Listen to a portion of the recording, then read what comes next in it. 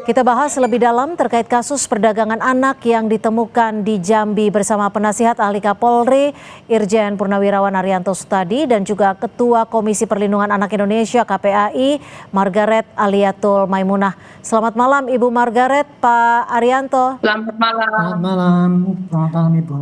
Ya, saya ke Pak Arianto langsung nih. Pak Arianto, sejauh ini dari Polri yang sudah bisa ditarik benang merahnya, apakah ini peristiwa dengan sindikat yang sama seperti yang ditemukan di November 2025 lalu?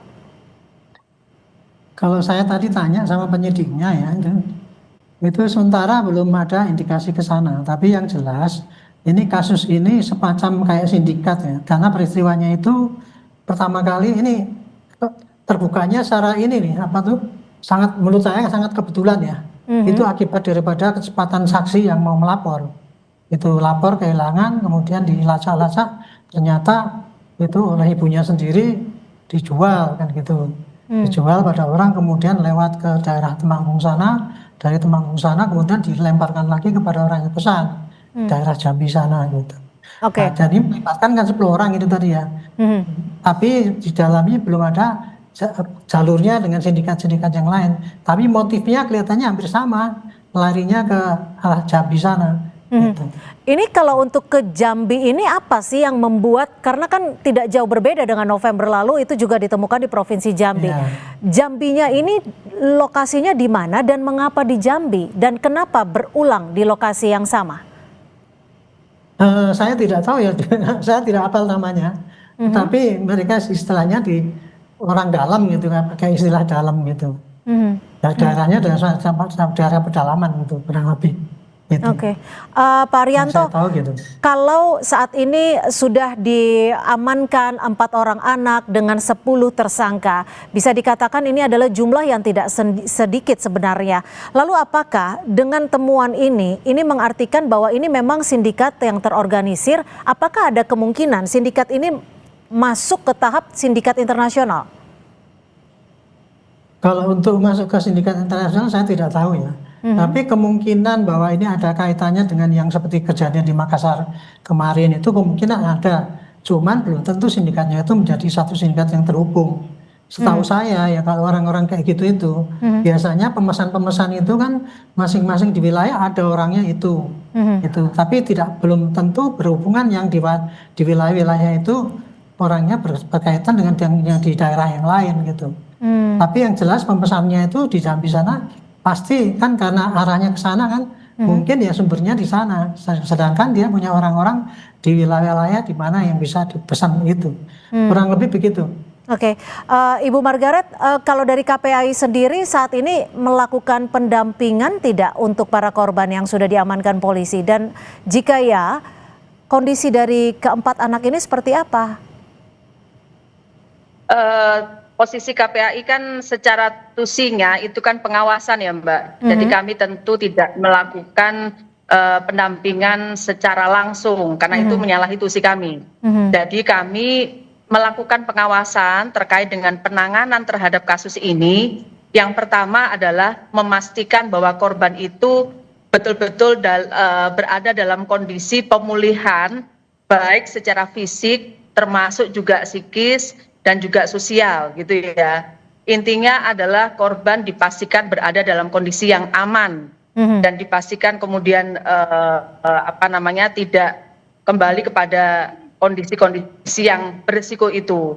Nah, kemudian yang kedua, tentu juga KPAI akan juga melakukan penguatan kepada masyarakat, menghimbau kepada masyarakat, mengajak masyarakat untuk mewaspadai gitu ya terkait dengan situasi atau adanya tren kasus penculikan anak saat ini. Nah, terkait dengan kondisi 4 anak ini Mbak, seperti yang tadi sudah disampaikan bahwa mereka memang berada di dalam pantauan dan pendampingan oleh Dinas Sosial dari pemerintah Pemprov DKI Jakarta, dan alhamdulillah kemarin pada saat rilis disampaikan oleh Dinas Sosial bahwa kondisi keempat anak itu dalam kondisi sehat.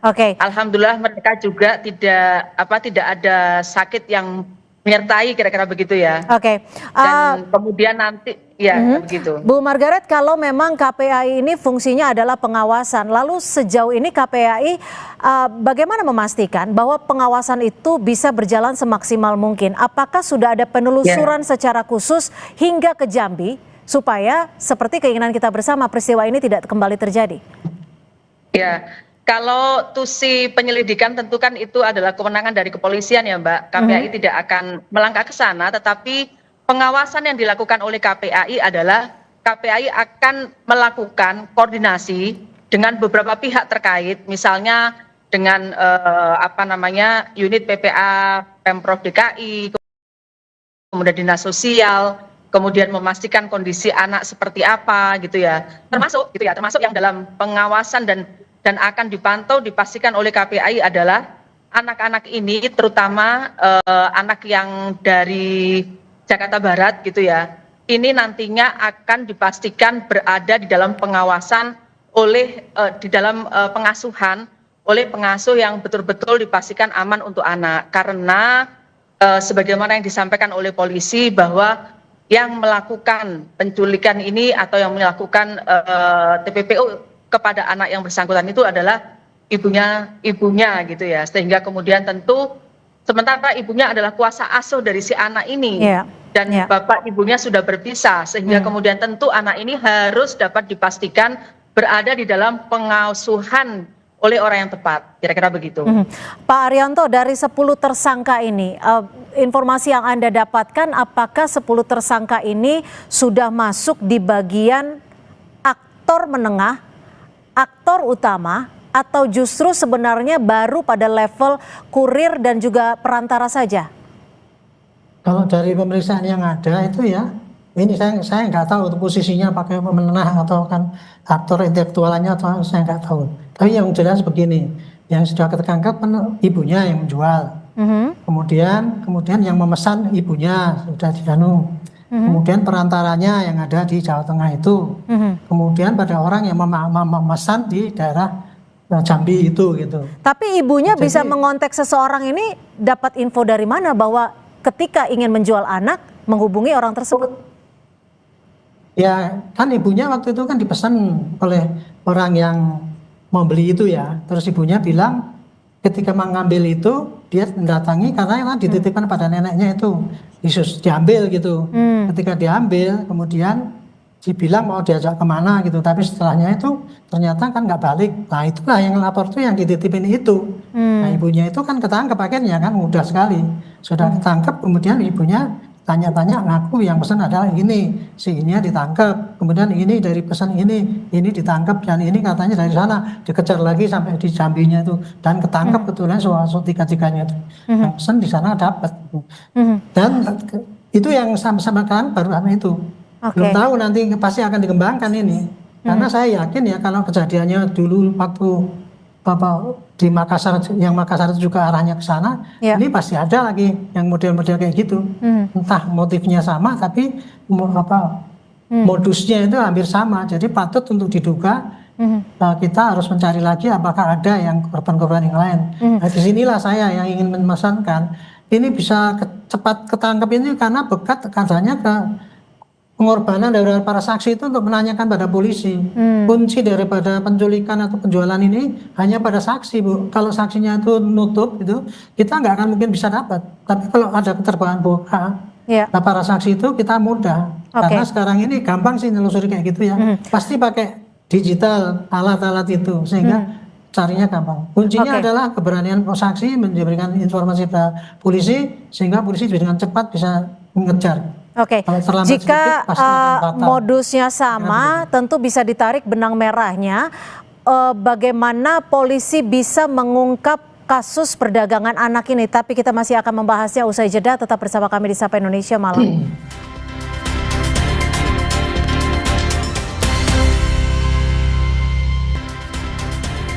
Terima kasih Anda masih bersama kami di Sapa Indonesia Malam dan kita masih membahas soal perdagangan anak yang saat ini juga masih ditelusuri oleh pihak kepolisian.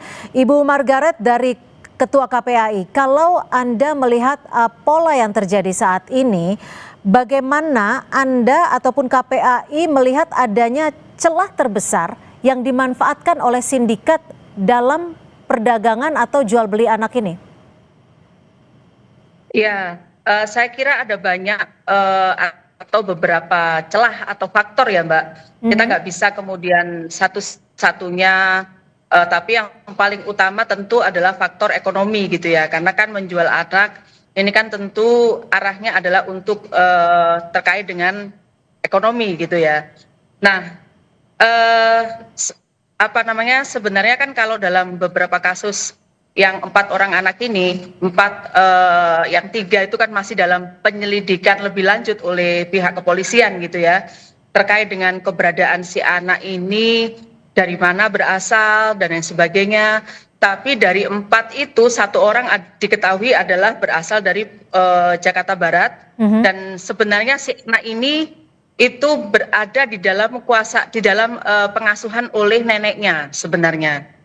Tapi kemudian pada hari itu ibu si anak mengambil dari nenek yang biasa mengasuh, kemudian dibawalah untuk dijual kepada sindikat, tentu melalui beberapa jejaring yang mungkin tadi sudah disampaikan oleh Bapak dari pihak kepolisian.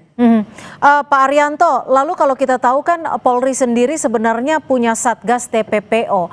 Bagaimana mengungkap kasus ini secara menyeluruh? Kalau dari November kita ketemu ada kasus, dan di awal tahun ini kita juga menemukan kasus ini. Apakah ada potensi masih ada anak-anak lain yang masih berada di bawah pengawasan atau kekuasaan sindikat tersebut?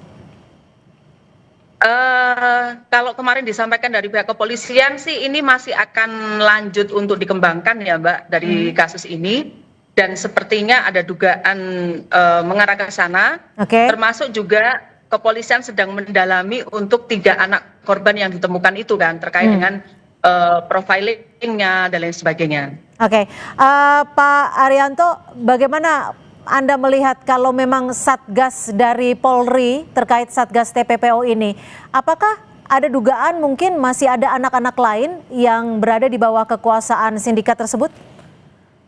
Kalau saya sih sebagai mantan polisi dan mereka penyidik juga sekarang itu lagi gigih mengejar ya Bu ya. Karena kemarin itu kan ketangkepnya yang 3 orang itu kan hanya kebetulan aja. Kita kan yang tahu sekarang ada yang dilaporkan di Jakarta Barat itu kan, kemudian dilacak ke sana, kemudian ketika kita nggerebek ke sana ternyata ada yang lain gitu kan, diambil kan, kira-kira begitu. Nah dari yang ada itu nanti masih akan diidentifikasi ini siapa, ini dari mana, pasti akan dilacak. Dari situ pasti akan berkembang siapa yang ngambil yang 3 orang ini kan gitu, karena modusnya itu hampir sama dengan yang dulu-dulu. Nah tadi saya ingin membahas mengenai masalah motif ya. Ini dalam hal ini ibunya itu kan menjual anaknya, bukan karena itu kok tega gitu, bukan. Karena itu kan bukan hanya anak kandungnya, itu hanya anak yang dititipkan di sana, dan ibunya itu cuma semata-mata karena tidak ada rasa kasih sayang kelihatannya ya, sehingga dia dengan mudahnya menjual gitu saja. Dan kemudian hasilnya itu juga langsung cuma untuk beli apa? Beli handphone lah, beli apa, itu hanya untuk gitu aja, simpel sekali anunya. Jadi motivasinya daripada yang jual itu adalah motif ekonomi, tetapi dia tidak ada rasa sayang dengan anaknya. Nah ini berarti kan yang kita kejar sekarang yang pemesan itu adalah ciri-cirinya orang yang kita kira memenuhi syarat daripada para penadah itu gitu.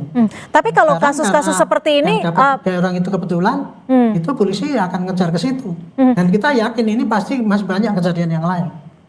Jika memang masih ada yang lain dugaannya ke sana, lalu bagaimana penelusuran dari pihak Polri sendiri untuk mengusut tuntas dan juga bisa mengembalikan jika memang ada anak-anak yang masih berada di bawah penguasaan sindikat?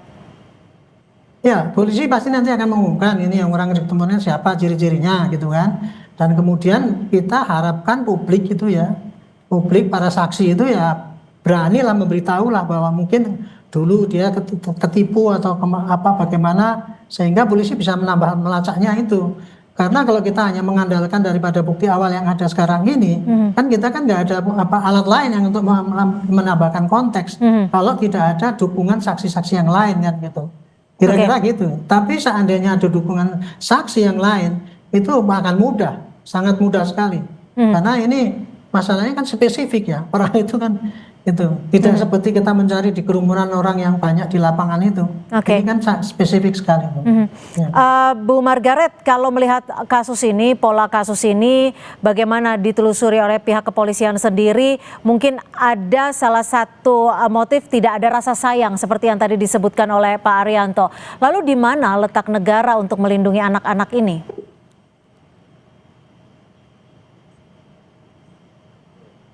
Bu Margaret. Halo? Iya, silakan. Maaf Mbak, saya sedikit terputus tadi Mbak. Ya, kalau tadi mungkin motifnya ada banyak. Salah satu yang tadi sempat disampaikan Pak Arianto adalah tidak adanya kasih sayang kepada sang anak. Lalu di mana letak negara untuk melindungi anak-anak? Mungkin bukan karena tidak ada kasih sayang ya. Mungkin juga anak itu adalah anak yang tidak diinginkan, mungkin begitu. Karena kan kalau dari hasil dari penyelidikan kepolisian kemarin disampaikan bahwa anak ini kan tidak dari hasil perkawinan, kira-kira begitu, perikatan perkawinan gitu ya. Jadi mungkin ini adalah bagian dari anak yang tidak diinginkan.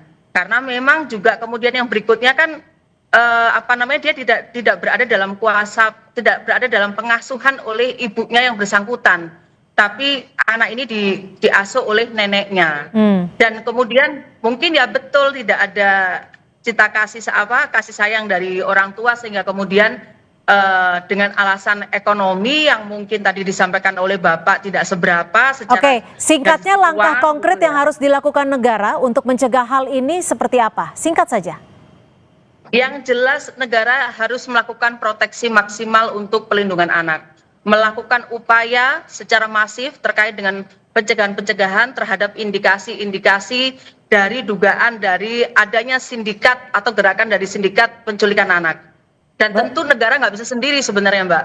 Ya. Negara juga harus dibantu oleh masyarakat. Sehingga di sini negara membutuhkan masyarakat juga ikut berpartisipasi. Ya. Seandainya menduga ada gerakan atau perilaku di masyarakat yang itu mengarah kepada perdagangan anak, tentu masyarakat harus segera melaporkan supaya bisa segera dilakukan antisipasi pencegahannya. Baik, terima kasih Ketua Komisi Perlindungan Anak Indonesia KPAI, Ibu Margaret Aliatul Maimunah, dan juga terima kasih Irjen Purnawirawan Arianto Sutadi.